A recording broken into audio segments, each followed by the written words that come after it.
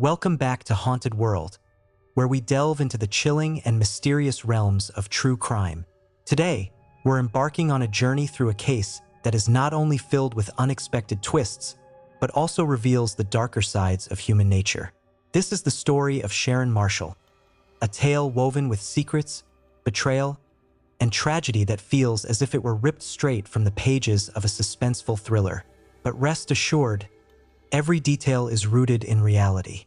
Our story begins in 1975, when a young girl named Suzanne Marie Savakis was just around 5 or 6 years old. She had a mother, Sandra Sandy Chipman, and 3 siblings. At the time, her mother was struggling financially and made a decision that would ultimately change all of their lives forever. She married a man named Franklin Delano Floyd.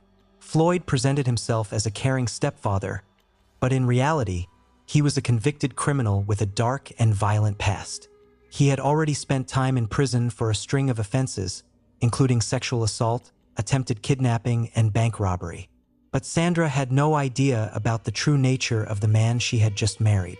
Shortly after their marriage, Sandra was sentenced to 30 days in jail for writing bad checks. When she was released, she returned home, only to find that her children were gone. Franklin Delano Floyd had disappeared with all of them.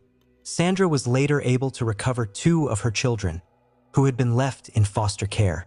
But her eldest daughter, Suzanne, was never seen by her family again.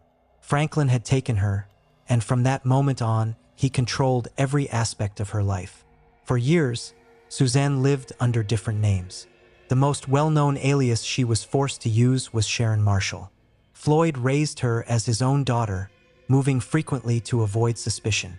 Despite the horror she was living in, Suzanne, or Sharon as she was known, was incredibly intelligent and ambitious. She excelled in school and even won a full scholarship to Georgia Tech to study aerospace engineering. But she never got to follow her dreams. The man who had stolen her life made sure she would never escape. Instead of letting her go to college, Floyd forced her into a life of crime and exploitation. By the late 1980s, he had relocated with her to various states, making her work as an exotic dancer. He controlled her completely, making sure she could never run away. During this time, Sharon became pregnant and gave birth to a son named Michael Hughes. The identity of Michael's biological father remains uncertain, but what is known is that Franklin Delano Floyd claimed the boy as his own. In 1990, Sharon Marshall was living under yet another identity. This time, she was known as Tanya Hughes. She was married to a man named Clarence Hughes, though it is believed this marriage was arranged by Floyd to further cover his tracks. On April 30th, 1990, Tanya was found gravely injured on the side of a highway in Oklahoma City. She had been hit by a car in what initially appeared to be a tragic accident. However, the circumstances surrounding her death raised many questions. Doctors quickly realized that she had suffered severe injuries before the accident, injuries that suggested she had been beaten. Witnesses also reported seeing Franklin Delano Floyd acting suspiciously near the scene. 2 days later, Tanya Hughes, who was actually Suzanne Marie Savakis, died in the hospital. She was only in her early 20s. At her funeral, Floyd showed up with their son, Michael, but something was off. He barely seemed upset about her death. Instead, he acted controlling and aggressive, trying to prevent anyone from asking too many questions. When people from the community began looking into her past, they made a chilling discovery. Tanya Hughes, the woman everyone thought they knew, did not exist. There were no official records of her before a few years prior. The real question was, who was she? Following Sharon's death, Floyd took Michael Hughes and went on the run. Eventually, the authorities caught up with him in 1994, and Michael was placed in foster care. By this time, investigators had begun piecing together the puzzle of Sharon's true identity. But before they could get answers, Floyd did something unimaginable.